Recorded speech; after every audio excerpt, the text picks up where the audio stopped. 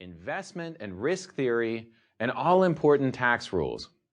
But it also requires an understanding of how we, as fallible humans, make mistakes. In this course, I'm going to give you the most important information you'll need to manage your own finances. But I'll also give you insight from the emerging science of personal financial decision-making, so you'll avoid following your emotions down the wrong path.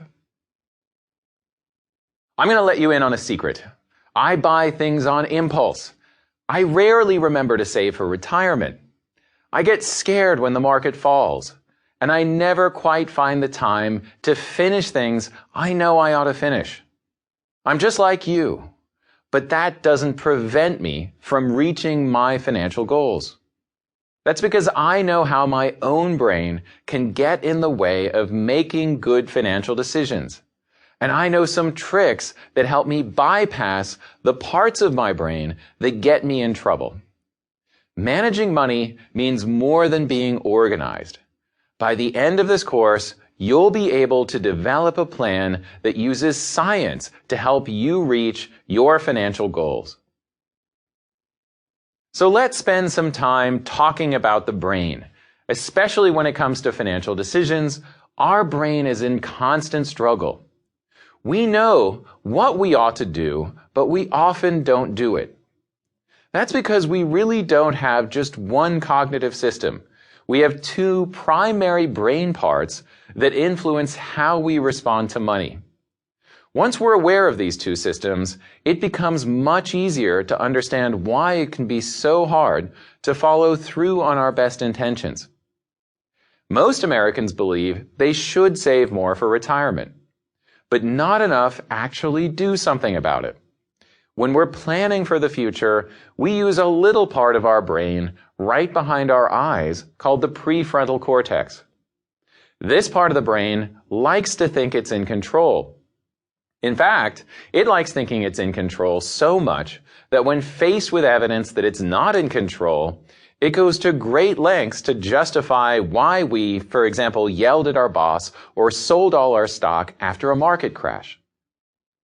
The truth is that the prefrontal cortex we use in conscious decision-making isn't really in control at all. It's been likened to a rider sitting on top of an elephant. The rider can generally guide the elephant around just fine until the elephant decides it really wants to go somewhere else. The elephant part of our brain is called the limbic system. The limbic system is a much older part of the brain and takes up much more real estate in your head. It's responsible for things like emotions, automatic responses to stimuli, and memory. We generally live in the limbic system. Even as you listen to this lecture, it takes a lot of work to keep your prefrontal cortex activated. That's why you might feel exhausted after concentrating for 30 minutes.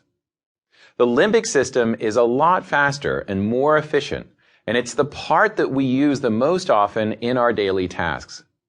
When we drive to work, we're in limbic mode after the first couple of trips. And when we get up in the morning, we're really in limbic mode.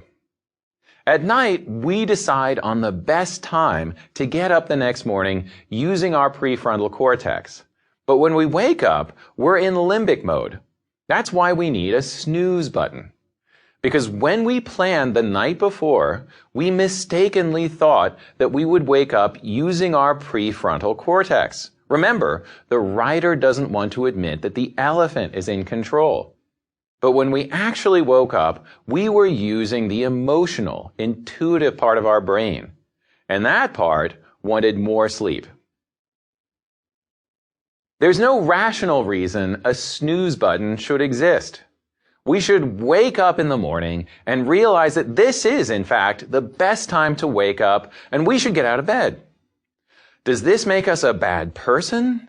No, it makes us human. But we can win the battle if we anticipate how our limbic system is going to react. Once the rational brain understands it can't always rein in our emotional brain, we can do things to take away your emotional brain's power. There's a new alarm clock called a clocky, invented by a graduate student at MIT.